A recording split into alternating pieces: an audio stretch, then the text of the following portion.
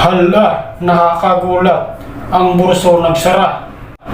Kung isa kang rider ng burso, nakakalungkot ang balitang ngayong 2024. Lalong-lalo na sa mga kapwa ko full-timer. Mabuti hindi pa ako nag-resign sa aking trabaho. Kailan lang nasuspende ang aking account. Ang problema ko, hindi ko makuha ang natira kong balanse sa wallet. Bilang rider sa burso ng 2 taon, ako yung nagpapasalamat sa mga customer na nagbigay sa akin ng tip tuwing magbiyahe po ako. God bless po sa inyo. At maraming salamat din po sa burso. Ito po ang mga sumusunod na schedule. Admit that I'm afraid.